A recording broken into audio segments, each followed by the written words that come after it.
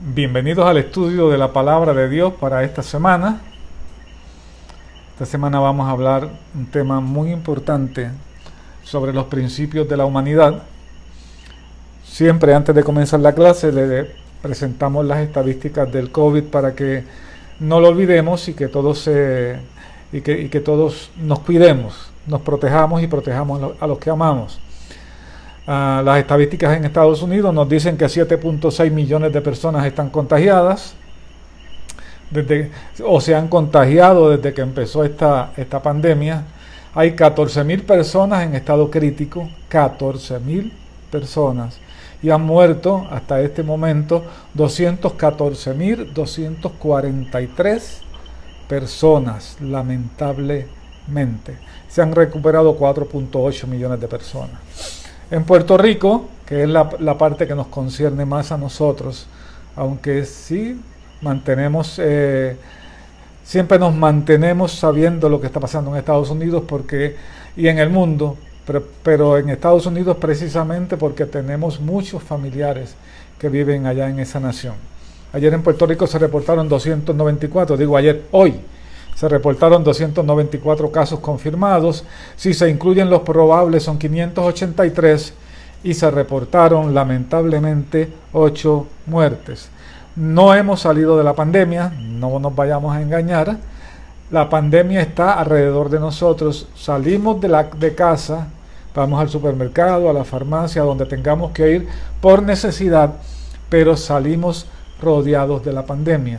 Así que cuidémonos, ya ustedes saben, la mascarilla, el distanciamiento, lavado de manos, lo que nos han pedido que hagamos todos y naturalmente pedimos la oración por el presidente de los Estados Unidos, que se ha contagiado, él y su esposa y mucho personal de la Casa Blanca se han contagiado con el COVID.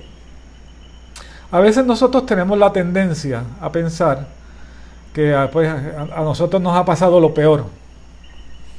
Cuando examinamos nuestra situación, llegamos a la conclusión de que todo lo malo nos está sucediendo. Tenemos crisis económica, tenemos pandemias, tenemos terremotos, tenemos huracanes, pero en otros países también están sufriendo y creen lo mismo que nosotros.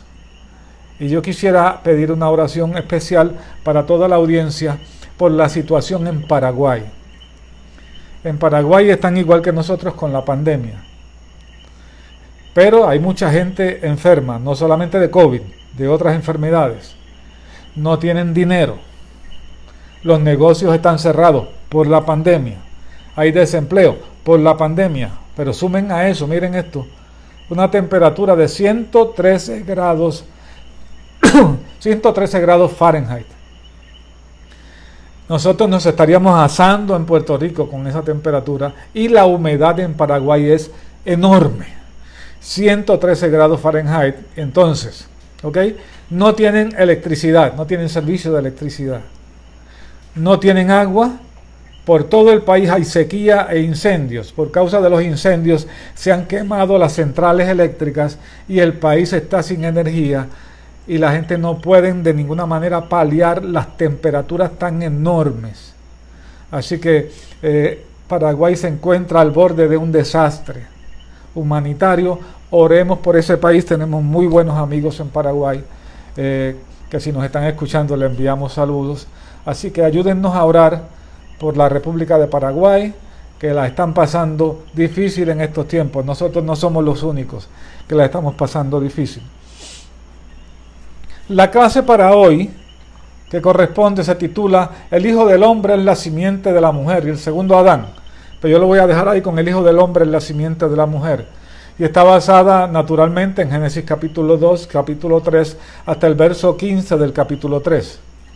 La afirmación, antes de proseguir, si ven esa imagen que está en pantalla, ahí están los dos protagonistas principales de la lección de hoy. La simiente de la mujer, que es el pie que ustedes ven. La simiente de la mujer y la simiente de Satanás, que en Génesis 3.15 se promete que la simiente de la mujer le aplastaría la cabeza a la serpiente. lo que se conoce como el protoevangelio. La afirmación fundamental para la clase de hoy es: el Hijo del Hombre es la simiente de la mujer. O sea, Cristo es la simiente de la mujer, es el segundo Adán prometido por Dios en Génesis 3:15. Y el versículo para meditar: y pondré enemistad, tenía que ser Génesis 3:15, pondré enemistad entre ti y la mujer, y entre su simiente, entre tu simiente, la simiente de Satanás. Digan esto: pondré enemistad entre ti y la mujer, y entre tu simiente. O sea, hay una simiente de Satanás. No olvidemos los cristianos eso. Hay una simiente de Satanás, y ahí va a haber enemistad durante todo el tiempo entre la simiente de la mujer y la simiente de Satanás. Y Dios pronuncia el juicio: esta te herirá en la cabeza, órgano vital, aunque tú le vas a herir en el calcañar, en el talón. Génesis 3:15, lo vamos a ver probablemente un poquito más adelante. Cuando nosotros escuchamos este himno clásico que dice: cuán grande es Él, Señor mi Dios, al contemplar los cielos, el firmamento, las estrellas mil. Y entonces el coro canta: cuán grande es Él, cuán grande es Él. Nosotros nos damos cuenta de la grandeza del Dios del cielo, por lo menos la traemos a la memoria, porque los creyentes debemos siempre tenerlo claro, de que servimos a un Dios grande, todopoderoso, que puede hacer todas las cosas, pero no las hace como nosotros queremos, las hace como Él entiende que es lo correcto. Pero lo más grande que hizo para nosotros los seres humanos, este Dios tan grande, es habernos dado esa promesa de redención justo en el momento más difícil de la raza humana, cuando el hombre había caído en pecado. Todos los seres que Dios ha creado, todos, han tenido que enfrentar la prueba de su obediencia y libre albedrío. Una vez que pasan esa prueba, ya todo cambia. Si fracasan en esa prueba, ya todo cambia. El hombre fue colocado en el huerto donde se probaría cómo utilizaría su libre albedrío, pero se colgó en el examen, lamentablemente. Se colgó en el examen. Eso es lo que llamamos los profesores reprobar. Y desobedeció a la única prohibición que había recibido. Tenía todo el huerto, que era un lugar espectacular, con todo lo que necesitaba para vivir. Pero fracasó en la única prueba a la que se sometió. Y Dios dictó sentencia contra todos los participantes en la desobediencia: el hombre, la mujer y la serpiente. Pero esta es la parte más linda y una muestra de la grandeza y del amor de Dios. Dios no descartó a su criatura. Él podía haber dicho: bueno, fracasaron en el examen, los vamos a colgar, no van a pasar de grado, así que los vamos a ¿qué? Los eliminamos, o esperamos que mueran, ya, y se acabó este problema, y hacemos una nueva creación. No, Dios no descartó a su criatura. Había una conexión especial entre el Creador y su criatura. Y cuando pronunciaba el juicio contra la serpiente, prometió el advenimiento de un redentor nacido de la simiente de la mujer. Otra vez, Génesis 3:15. Ese es el texto clave hoy. Muchos eruditos afirman que esa simiente es Cristo y que a esa promesa se le conoce como el protoevangelio, la primera promesa de redención que aparece en toda la Biblia. Y recuerden que la Biblia es la historia de la redención del hombre. Bendito sea el nombre del Señor. El origen de la humanidad. Si nosotros nos fuéramos a ver el origen de la humanidad, tendríamos que ir mucho más allá de Génesis 1:1. Pero vamos a partir de ahí. Y vamos a dar un salto, porque dice el autor que Dios formó al hombre del polvo de la tierra. Génesis 2:7. De acuerdo con la Biblia, la creación del hombre fue directa de la mano de Dios y no el resultado de un proceso evolutivo. Si nosotros creemos a la Biblia y nosotros sabemos que la Biblia ha probado tener la verdad, como el hombre es creación directa de Dios, no es el resultado de un proceso evolutivo de millones de años. De hecho, ese proceso evolutivo hoy está en descrédito. Pero aún se enseña en las escuelas y en las universidades, muy probablemente porque pues, los autores tienen que vender sus libros. Pero la teoría de la evolución ha caído en total descrédito entre las mentes más capaces, no las mentes cristianas, entre las mentes más capaces de la ciencia. Dios forma al hombre con sus manos, usando arcilla. Nada hay más personal que eso. Dios forma al hombre del polvo de la tierra, de un material abundante, económico. Tal vez para que no nos fuéramos a creer que fuéramos la última gota de agua en el desierto, para no hacer el anuncio. A nosotros se nos formó de un material bien barato. Lo que nosotros tenemos de valor se nos dio cuando se nos sopló aliento de vida. Así que nosotros, los seres humanos, no somos cualquier cosa. El hombre no es cualquier cosa. La mujer no es cualquier cosa. El ser humano no es cualquier cosa. El ser humano es el producto de una creación directa de la mano del Dios Todopoderoso, una creación especial. Ahora, en realidad, todo este asunto de la creación en este mundo donde nosotros vivimos es algo muy especial. Vamos a verlo de esta forma. Pensemos todos, si no lo sabíamos, pues lo aprendemos ahora. Dios es atemporal. O sea, Dios no está limitado por el tiempo. Tampoco Dios está limitado por el espacio. A Dios nada lo puede contener. Su poder lo llena todo. Él es el Dios Todopoderoso. Yo siempre lo imagino de la siguiente forma, y me perdonan esta forma de imaginarlo.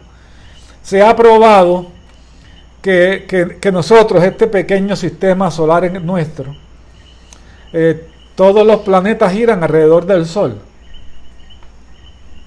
Y hay millones de sistemas planetarios, incluso muchos más grandes que el nuestro, en nuestra galaxia solamente. Y la ciencia ha probado que existen millones de galaxias como la nuestra en el universo.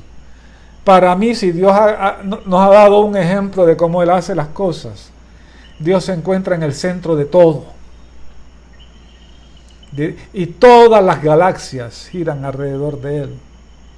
Todo gira alrededor de Él. Él es un Dios grande. Realmente grande.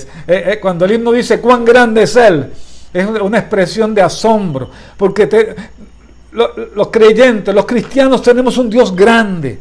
Grande, portentoso. Si pudiéramos utilizarla, gigante, pero aún a eso se queda corto.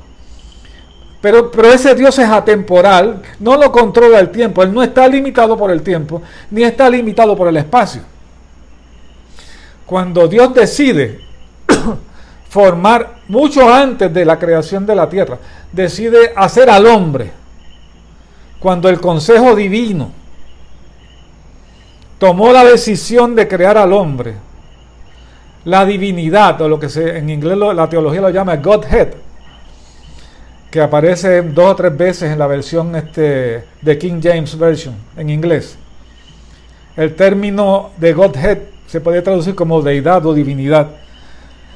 Se usa en el cristianismo se usa para referirse al Dios triuno, al Dios trino, o a un Dios que existe en 3 personas, que incluyen a Dios el Padre, Dios el Hijo y Dios el Espíritu Santo. Cuando esa esa divinidad, o esa divinidad que existe en comunidad, decide hacer el hombre, abre una ventana dentro de eso que es sin tiempo y sin espacio, para crear una ventana que llamamos el planeta Tierra y las cosas que están cerca de nosotros, donde en esa ventana Dios iba a colocar al hombre. Y ese hombre iba a estar ¿qué? Sujeto al tiempo y al espacio. Así que el Dios atemporal crea un mundo donde el tiempo es rey. Usted tiene que darse cuenta que todo el tiempo estamos ¿qué? Tenemos relojes de todas clases y por todos lugares, porque siempre estamos pendientes del tiempo. A tal hora tengo cita, a tal hora voy donde el doctor, a tal hora tengo esta reunión, a tal hora voy para la iglesia, a tal hora es la hora de orar, todas esas cosas. El tiempo es rey. El tiempo es rey en esta ventana que Dios ha abierto.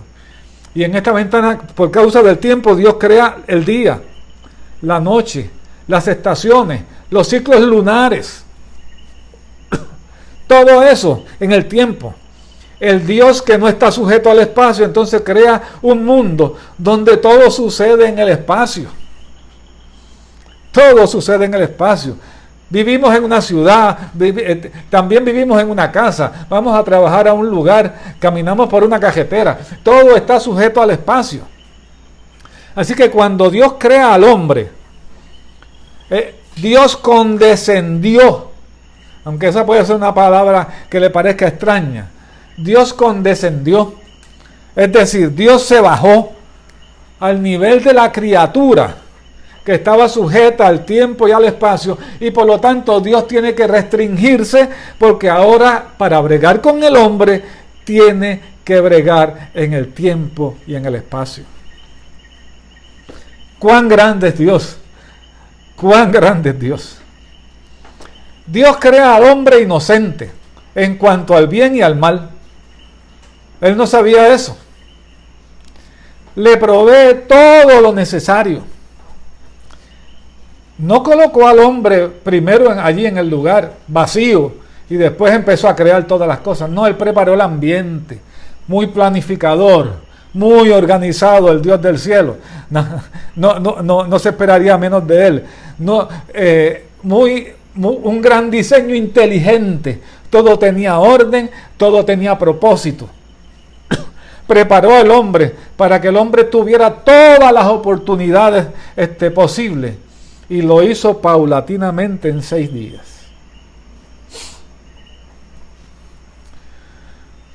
En Génesis 1:1 al 3 dice: en el principio creó Dios los cielos y la tierra. Miren, este pasaje es muy importante.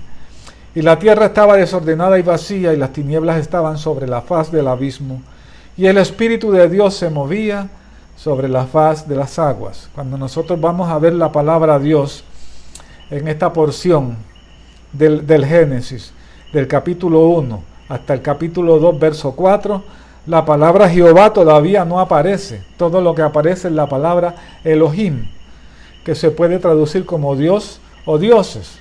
Por eso la expresión hagamos. Pero entonces dijo Dios: sea la luz, y fue la luz. Observen bien que puede haber una diferencia o un tiempo indefinido que no sabemos cuál es, entre Génesis 1:1 y Génesis 1:3. En el principio, ¿cuándo fue eso? No lo sabemos. Dios creó los cielos y la tierra. Y puede ser que en algún otro momento entonces dijo Dios: sea la luz, y fue la luz. En el día primero Dios creó la luz, los días y las noches. Y todavía no había creado el sol. Miren qué extraordinario el Dios de la iglesia. Cuán grande es Él. En el día 2 creó la expansión de los cielos. Se paró. Y ahora hay expansión, hay atmósfera. En el día 3 separó la tierra de las aguas para que hubiera un lugar donde el hombre pudiera vivir. Y ordenó que la tierra produjera vegetación, que produjera semilla, y que esa semilla produjera ¿qué? otras plantas, para que el ciclo de la vida de las plantas continuara. Fíjense cómo está haciendo Dios las cosas. Primero crea el día, la noche, luego crea la expansión, la atmósfera, crea entonces las plantas, separa las aguas, crea las plantas. Y en el día 4 entonces creó el sol, la luna y las estrellas para que reinaran en los espacios que había creado el primer día, cuando creó la noche y el día. Eso sucedió en el día 4. En el día 5 ordenó que las aguas produjeran seres vivientes. Se ordenó que aparecieran por su palabra, porque así hizo todo, por su palabra. Ordenó que aparecieran los peces, los grandes monstruos marinos, todas las cosas que viven en las aguas.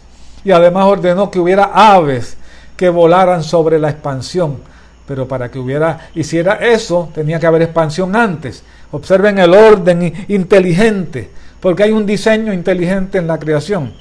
Entonces, que hubiera aves que volaran sobre la expansión. Y en el día 6 ordenó que la tierra produjera seres vivientes, animales terrestres, mamíferos, reptiles. Y en el día 6 creó al hombre. Génesis 1:26. Y en el día 7 reposó y bendijo el día 7. El hombre fue creado por el deliberado consejo del Dios Trino.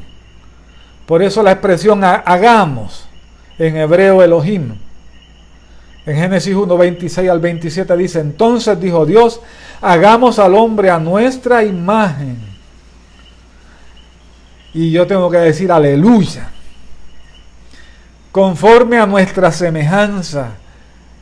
Dios hizo al ser humano una criatura especial y le dio autoridad y señoré en los peces del mar, en las aves de los cielos, en las bestias, en toda la tierra y en todo animal que se arrastra sobre la tierra, incluyendo la serpiente y todos los reptiles. Y creó Dios al hombre a su imagen. A imagen de Dios lo creó, varón y hembra los creó. Varón y hembra los creó.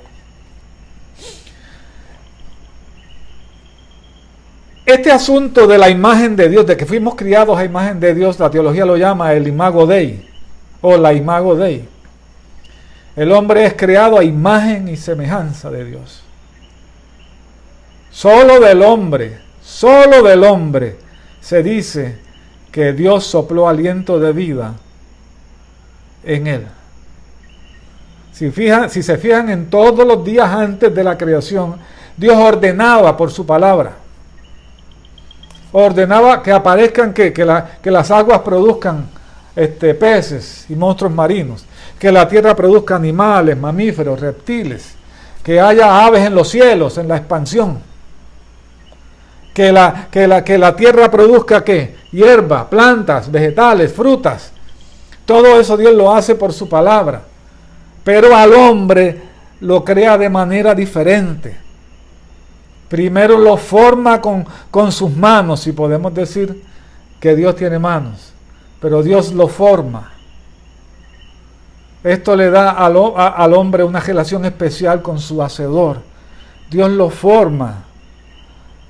Usa, como ya les mencioné antes, un material económico, barato en términos de lo que se considera barato ahora en este tiempo.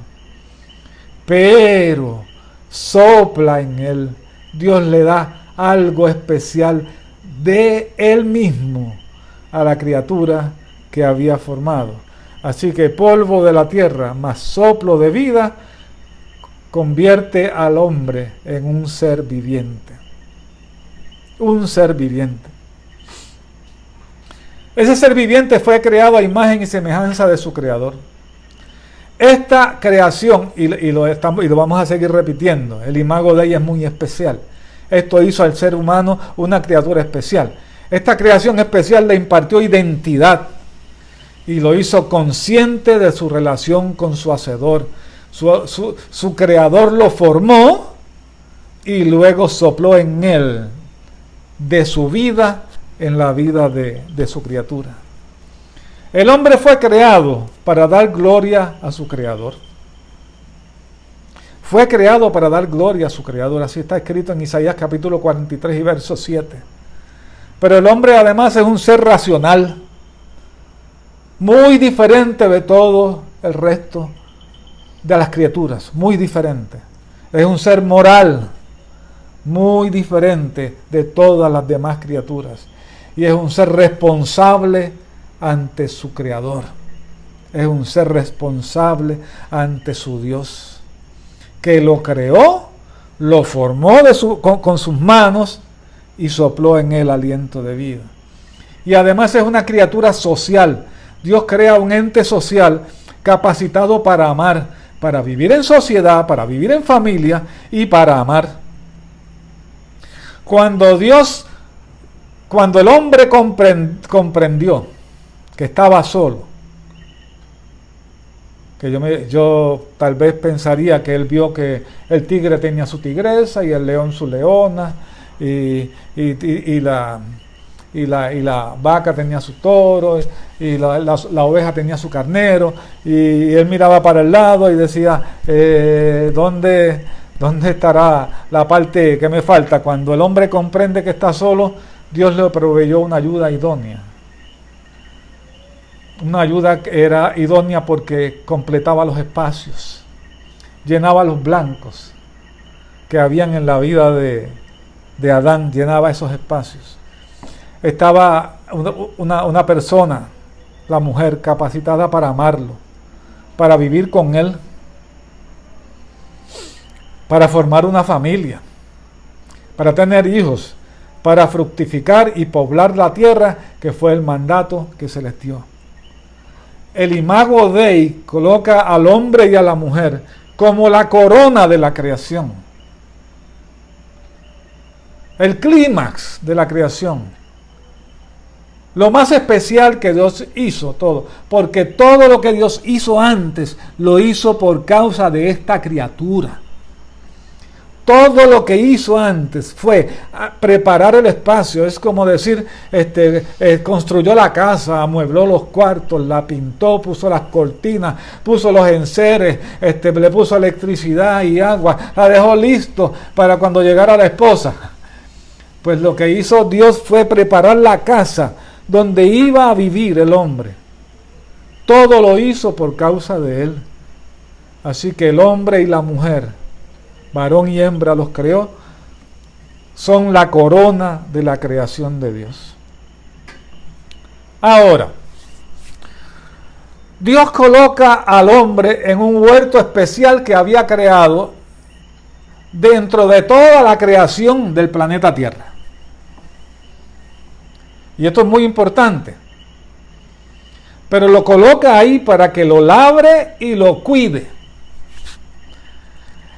No, Dios no crea vagos, ni quería que el hombre estuviera allí echándose fresco, debajo de una palma, echándose airecito y cogiendo el fresco del día, saludando al león, hola, y saludando a la jirafa que pasó por allí, y luego pasaba la oveja y la saludaba, señor carnero, ¿cómo está? Y ya te vas a llamar carnero, y le puso, no, Dios lo pone allí para que lo cuide, para que sea un buen mayordomo.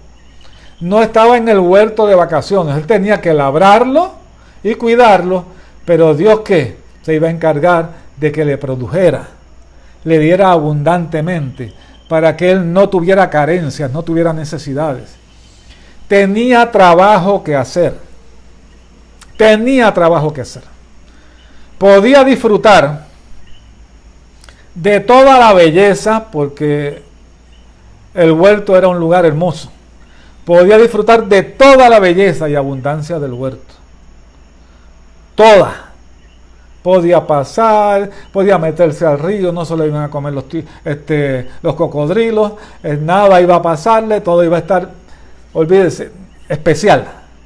Podía disfrutar de toda la belleza y también de la abundancia del huerto. Podía disfrutar de todos los alimentos que Dios había creado.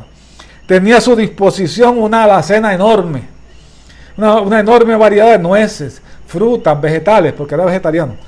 nueces, frutas, vegetales, para que comiera todo, de todo, para que su cuerpo estuviera en perfecto estado. Además, al hombre se le da una autoridad especial en el huerto. De hecho, su autoridad era casi total. Aquí lo que faltaba era que el casi. Era casi total. Solo tenía una pequeña restricción. Una pequeñita restricción. Tenía libertad total. Pero había una prueba que había que pasar. Del árbol del conocimiento del bien y del mal, no podía comer. ¿Por qué? Porque el día que comiera del árbol moriría. Y eso no significaba que iba a caer muerto inmediatamente. No, era que se iba a convertir en un ser mortal. Antes de eso, había inmortalidad en él, y si hubiera comido del árbol correcto, hubiera vivido para siempre. Sería mortal, comenzaría el proceso que lo llevaría a la muerte.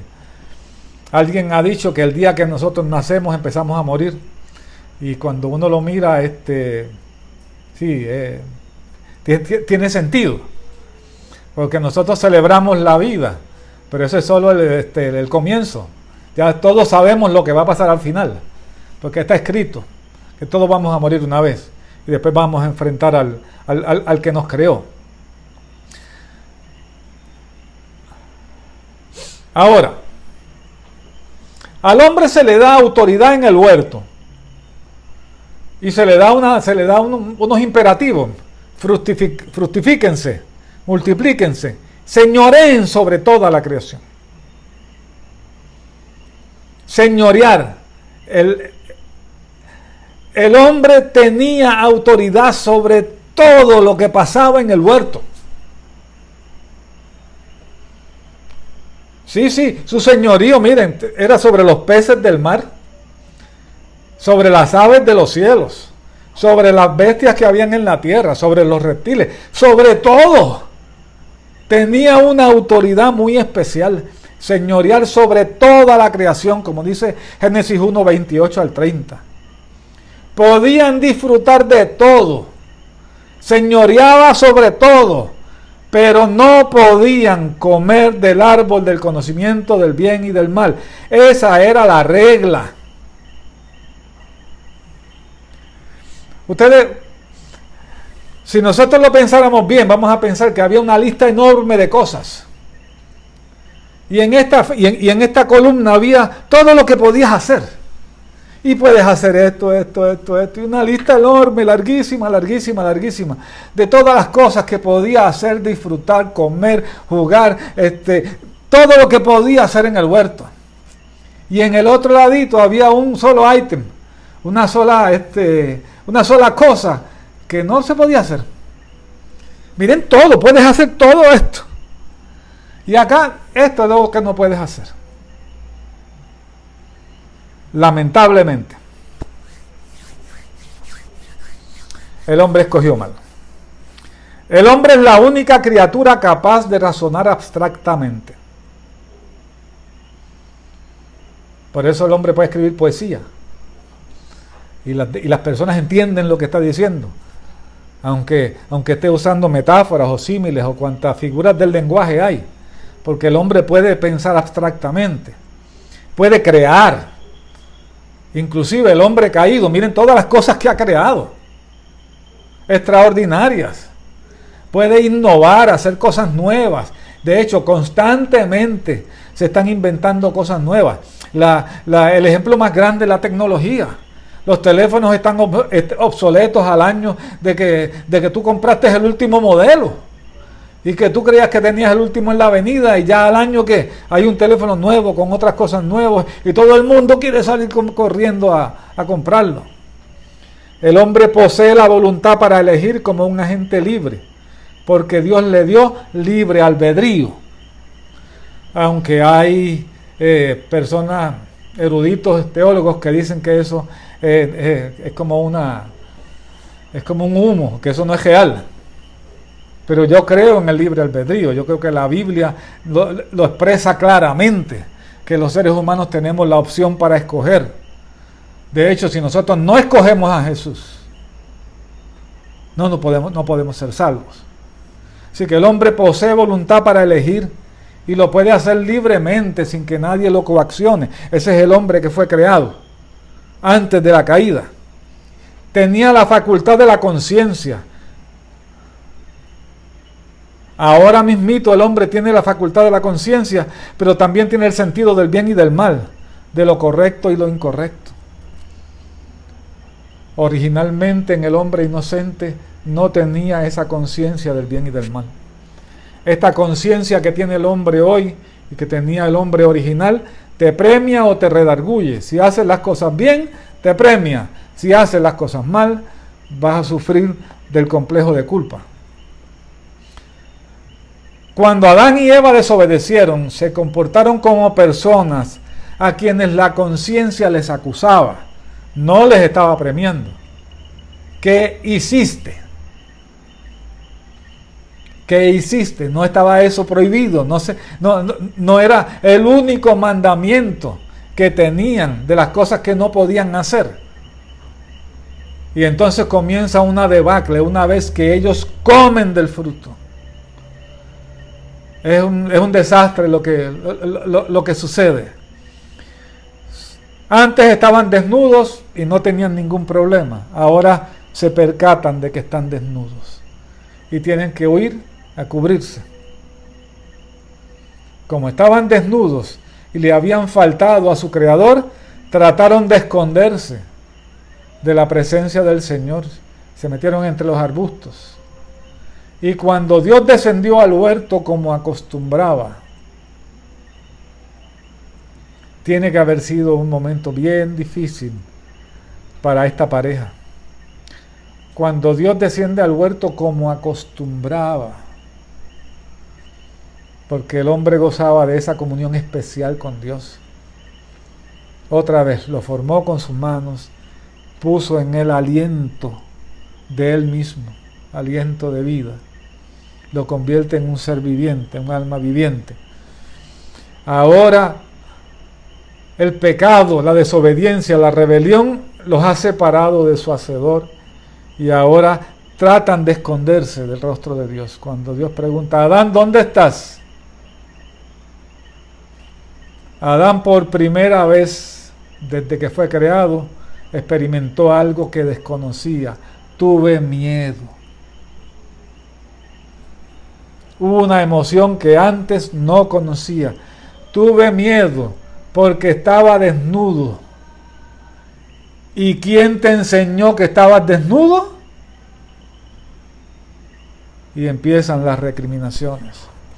Habían escogido desobedecer la orden de Dios, y cuando uno desobedece la orden de Dios, eso tiene consecuencias. Siempre va a tener consecuencias. No se puede desobedecer la voz de Dios y quedarse como si nada. Si Dios da una orden, se obedece, porque Él es Dios. Y todo lo que hace, lo hace porque nos ama y lo hace por nuestro bien.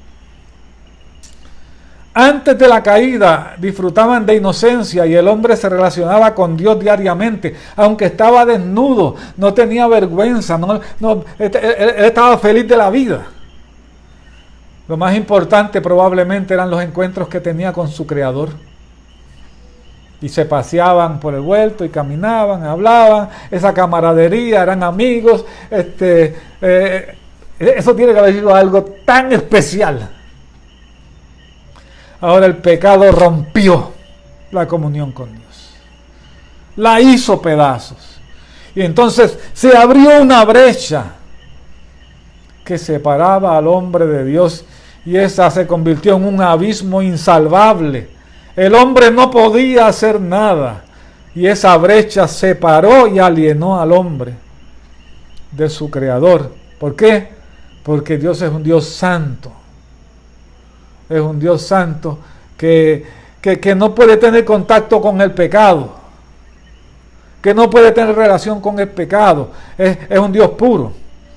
Y el hombre entonces pasó a ser esclavo del pecado y de Satanás. Porque cuando alguien es conquistado, dice la Biblia, se convierte ¿qué? En esclavo del que lo conquistó. Satanás ganó esa pelea. A lo mejor estaba contentísimo. Ahora ha convertido a la criatura especial de Dios, la corona de la creación de Dios, el ser humano que Dios formó con sus manos y sopló en él aliento de vida, lo había convertido en su esclavo, en su marioneta. Ahora él era el Señor, un Señor ilegal, pues lo hizo a base de engaño. Pero ahora Él es el Señor, Él es el amo, Él es el dueño. Y su criatura, la creación especial de Dios, es su esclavo. Solamente puede hacer ¿qué? Lo que el pecado y Satanás ordena. Y esa es la historia de la caída del ser humano. Miren, cuando Dios los interroga luego de la rebelión, en lugar de arrepentirse, se acusaron entre sí. El pecado no solamente había creado una brecha entre el hombre y su creador, entre la criatura y su creador, había creado un abismo que lo separaba de Dios. Ahora el pecado lo está separando ¿de quién? De su esposa y de sus semejantes. Lo está separando del prójimo. Ahí es que nosotros nos vamos a dar cuenta que vamos a un poco más adelante en la historia de los principios, cuando Caín mata a su hermano Abel. El pecado había roto incluso la unidad familiar. En lugar de arrepentirse, Señor, perdónanos, porque pecamos, perdónanos, no. Se empezaron a acusar. El pecado había dañado la relación con su esposa y con su semejante. La acusación, ¿qué hace Adán? La mujer que me diste. Oigan, pero eso era una acusación dual. Está acusando a la mujer, pero no a cualquier mujer. A la que tú me diste. O sea, la acusación es para Dios. Tú eres el culpable. En lugar de arrepentirse, nadie podría saber qué hubiera sucedido si el hombre y la mujer se hubieran arrepentido y hubieran venido arrepentidos delante de su Creador. Nadie sabe. El asunto es que no se arrepienten. Acusa a la mujer y al Dios que se la dio, la mujer que me diste. Si tú no me la das, esto no hubiera pasado, porque ella no hubiera sido engañada y no me hubiera llevado a mí a comer del fruto. Así que la mujer que me diste, esa que era su ayuda idónea hace un tiempito atrás, ahora resulta que es la culpable de lo que ha sucedido. Pero es importante notar que la Biblia dice que la mujer comió y no pasó nada todavía. Es cuando le da al hombre a comer y los dos comen, entonces fueron abiertos sus ojos, conociendo el bien y el mal. Ahí fue que hizo entrada el pecado. No supo valorar el hombre su libre albedrío, ni los privilegios que se le concedieron en el Edén. Yo me imagino que cuando fueron expulsados del Edén, deben haber llorado lágrimas mucho tiempo. Todo cambió fuera del Edén. Todo cambió. En el Edén él paseaba con los leones y paseaba con las bestias, no había ningún problema. Ahora fuera del Edén, el león se lo quiere comer. El tigre lo está cazando. Todo cambió. No supo valorar el hombre sus privilegios. Entonces la mujer, cuando le replican a la mujer, dice, espérate, no, la serpiente me engañó, yo no soy culpable de nada aquí. La serpiente me engañó.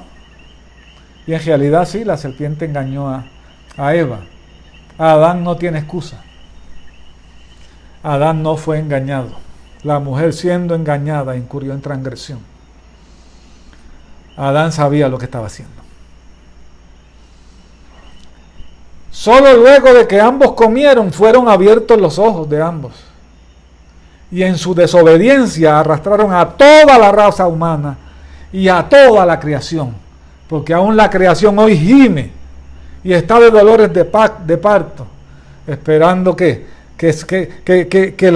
la tierra para el pueblo para Dios.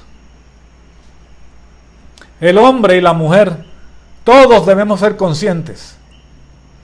Todos debemos tomar en cuenta cómo las decisiones que tomamos afectan a nuestra esposa, a nuestros hijos, a la congregación donde estamos, a su comunidad, a su país. Cuando un líder político toma decisiones, radica leyes, favorece posiciones, arrastra al resto del pueblo a las consecuencias de esas decisiones. Y si no, pregúntenle a los pensionados lo que sucedió cuando nuestros famosos líderes cogieron prestado sin control para tratar de mantenerse en el poder.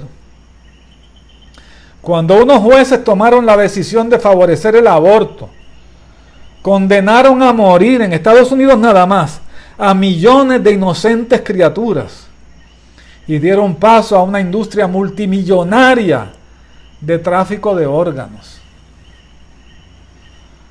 Miren, cuando una persona decide ser atea, esa es una elección personal. Es una decisión de la persona. Pero cuando pretende dirigir un país e imponer su ideología atea para ir por encima del derecho de los padres a criar sus hijos, entonces nos pretende arrastrar con ella al desastre. No se le puede abrir espacio a semejante barbaridad promovida bajo una pretendida victoria ciudadana. Cuando tomamos la decisión de por quién votar en una elección, haríamos los cristianos bien en tomar en cuenta lo que estamos favoreciendo, pues podría tener consecuencias funestas para el país que todos queremos, para la libertad de fe que vivimos y el futuro de nuestras familias y de nuestros hijos. Olvídese de los colores. Vote conscientemente. Y hasta ahí lo dejo. ¿Por qué Dios puso el árbol de la ciencia del bien y del mal en el huerto? En primer lugar, quisiera decir que en el huerto había otro árbol muy importante. Es el árbol de la vida. ¿Por qué nadie se paseó por allí? ¿Por qué nadie dio la vuelta por allí? Pero es importante que notemos, contestando la pregunta ¿por qué Dios puso el árbol de la ciencia del bien y del mal en el huerto? Dios no quería robots que le sirvieran. Dios quería la adoración de seres pensantes, libres. Era necesario que el hombre pudiera hacer una elección. Si no hubiera oportunidad de desobedecer, la decisión no era válida. Tenía que haber esa oportunidad. Así que Dios coloca el árbol allí para dar una oportunidad. Si se hubiera aprobado ese examen y no se hubiera colgado la primera pareja, todo hubiera cambiado. Adán y Eva utilizaron su oportunidad para elegir, pero lo hicieron escogiendo la desobediencia, la rebelión. Pero Dios había decidido no de antemano. Hay un libro muy interesante que se titula El Dios que se arriesgó. Dios decidió de antemano no abandonar su criatura sin importar si obedecía o desobedecía. Él no lo tomaron por sorpresa. Él siempre tiene un plan. Luego de dictar sentencia, Dios estableció cuál sería el fin escatológico de la serpiente. Dios enviaría un personaje nacido de la simiente de la mujer, de Eva, para aplastar la cabeza, para herir a la serpiente en la cabeza, aunque eso se llevaría a cabo pagando un precio alto. El nacido de mujer sería herido en el talón, ella te herirá en la cabeza y tú le herirás en el calcañar.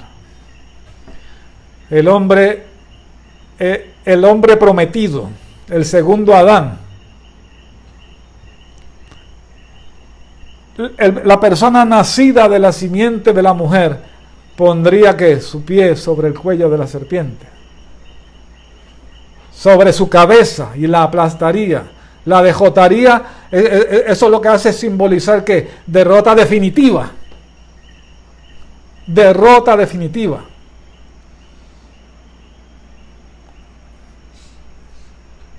La promesa de Génesis 3:15, que se conoce como el protoevangelio, o la primera promesa de redención. El Mesías cumpliría la promesa de Génesis 3:15. Pasaron miles de años antes de que eso sucediera. Cristo es la simiente de la mujer que heriría a la serpiente en la cabeza. Sería verdadero hombre y también verdadero Dios. No un diosito, ni un Dios de menor categoría, no un Dios más pequeño, no un Dios creado, no, un Dios grande. En Isaías 9:6 lo explica de la siguiente manera. El profeta Isaías, inspirado por el Espíritu Santo: un niño nos es nacido, nacería como todos los mortales. Hijo nos es dado. Dos naturalezas, niño e hijo de Dios. Va a llevar el principado sobre su hombro. Y se llamará su nombre, miren los nombres: admirable, consejero, Dios fuerte. No un Dios pequeño, Dios fuerte, Padre eterno, príncipe de paz. No es un Dios menor, es el Dios fuerte, aleluya.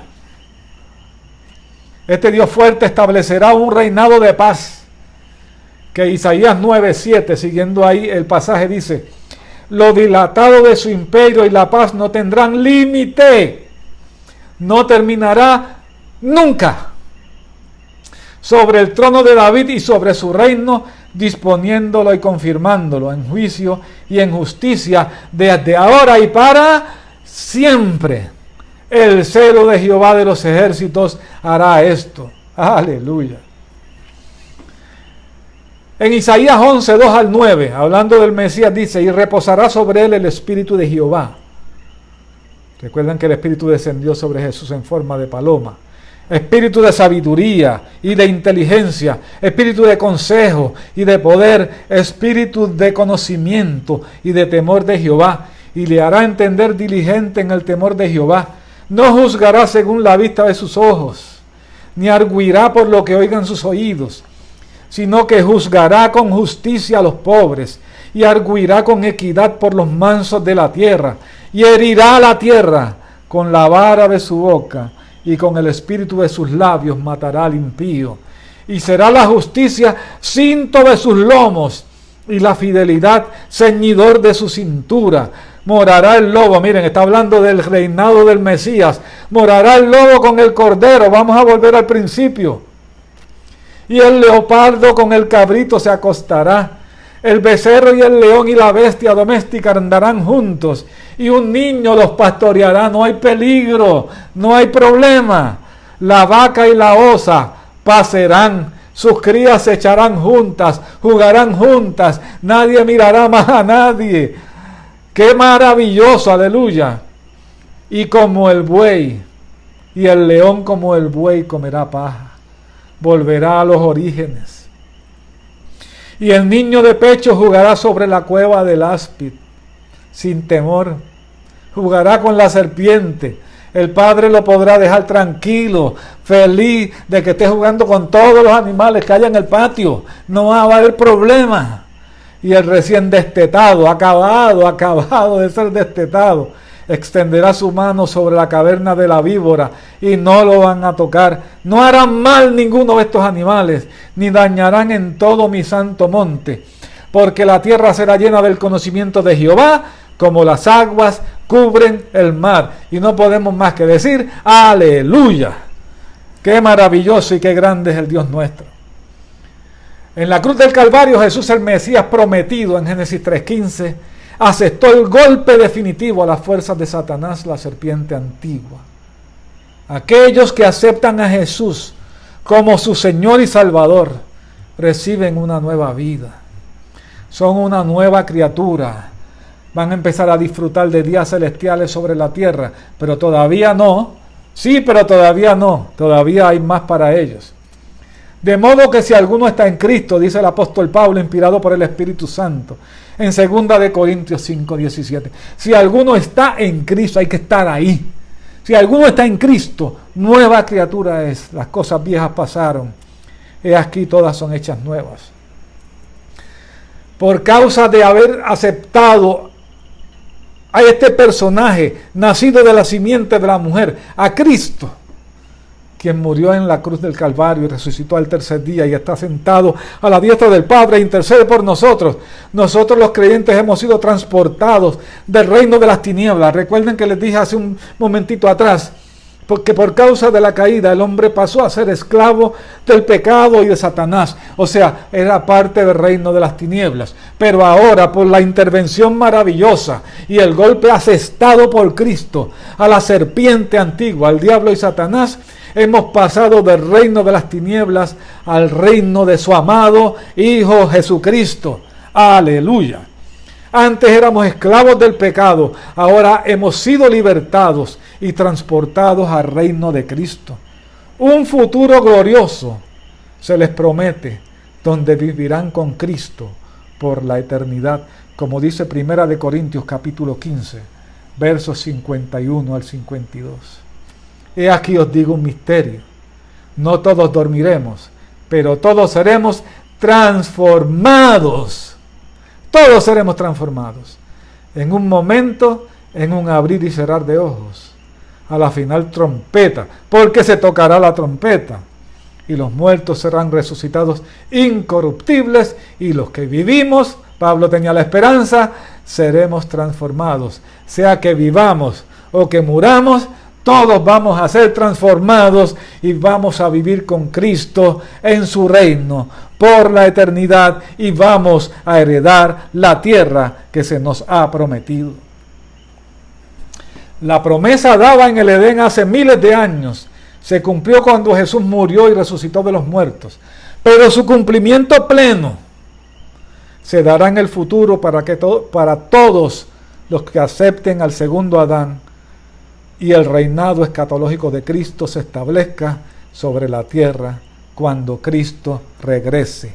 ¡Cuán grande es nuestro Dios! ¡Cuán grande es el Señor! Quisiera que escucháramos. Este es un coro coreano, muy famoso. Su nombre es Gracias. En español, ¿oyeron? Es un coro obviamente de Corea del Sur, porque en Corea del Norte estarían todos presos por cantarle al Señor, pero es un coro de Corea del Sur, se oye como cacofónico, coro de Corea. ¿Ok? Es un coro hermoso y van a entonar el cántico Cuán grande es Él. Y quisiera que todos lo pudiéramos disfrutar. Creo que todavía no está por ahí, vamos a ver si lo colocamos. Y lo vemos por aquí.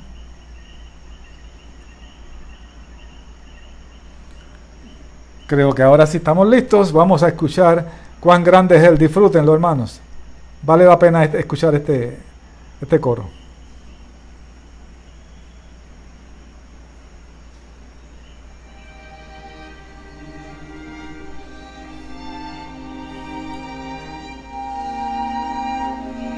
Y si usted en su casa puede cantarlo, cántelo con el coro. Cuán grande es Él.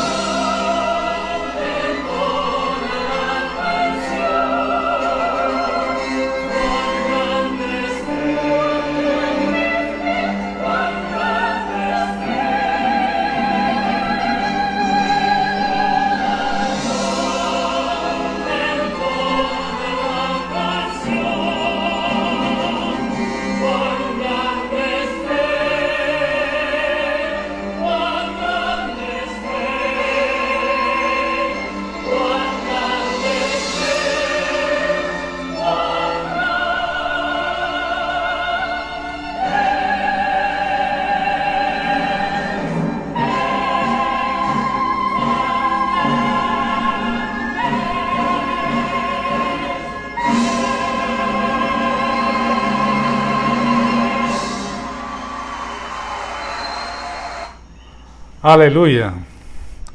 Realmente impresionante las voces del coro Gracia.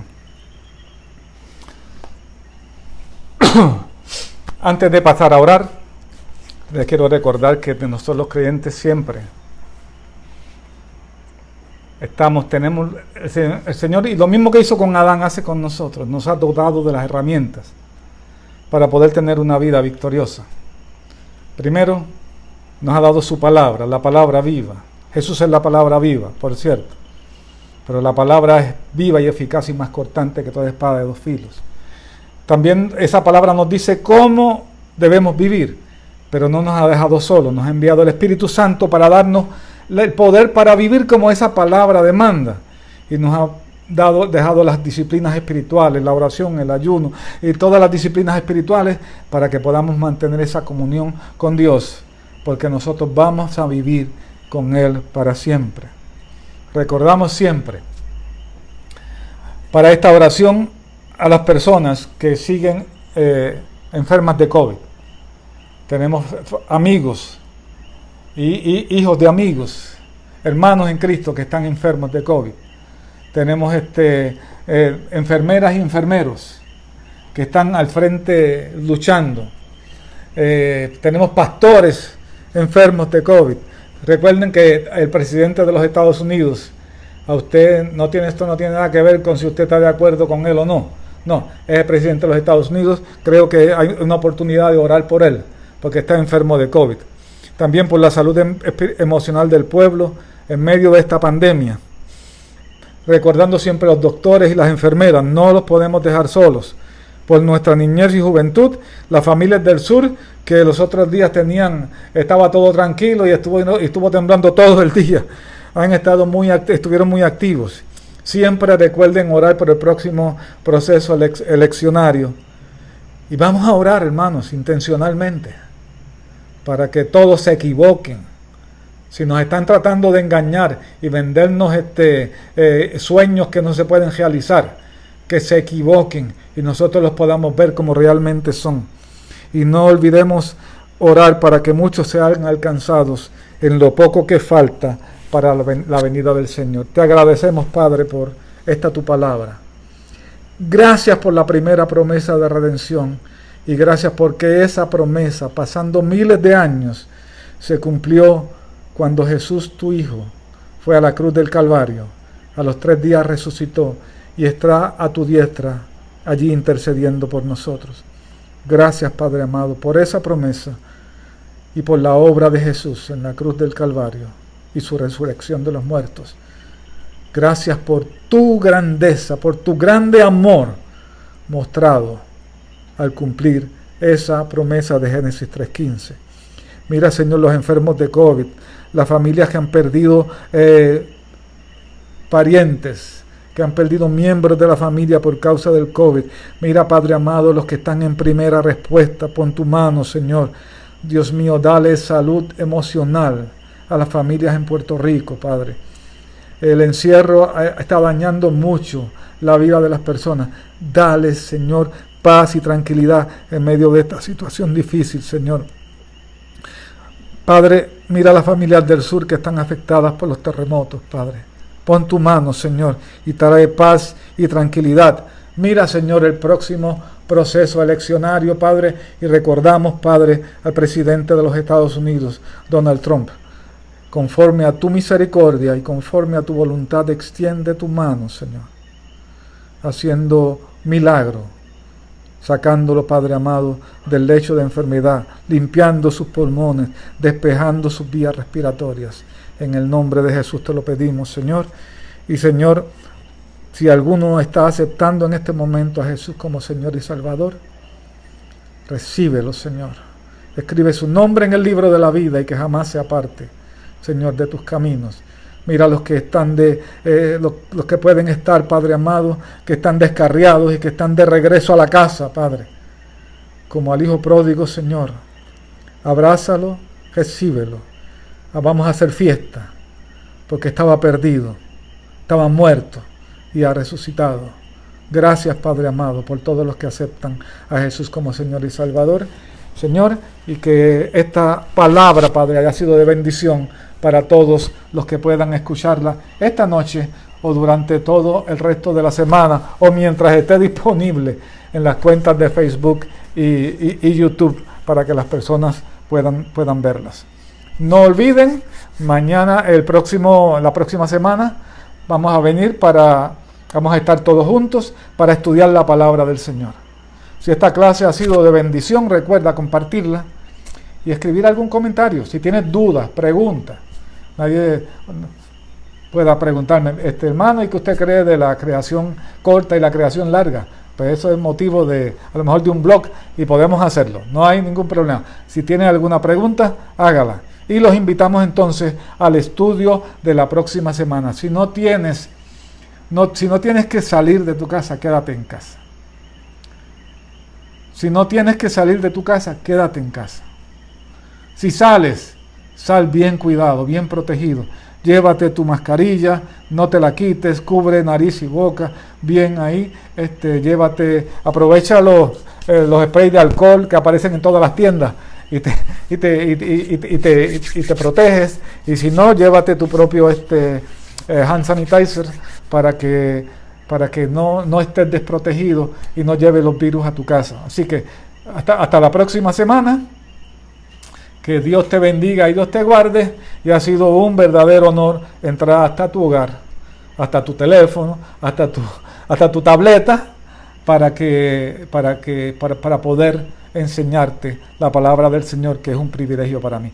Dios te bendiga y Dios te guarde, y nos vemos la próxima semana, si Dios así lo permite, y si el Señor no ha venido antes. Dios te bendiga, porque lo estamos esperando. Dios te bendiga y Dios te guarde. Hasta la próxima. Bye bye.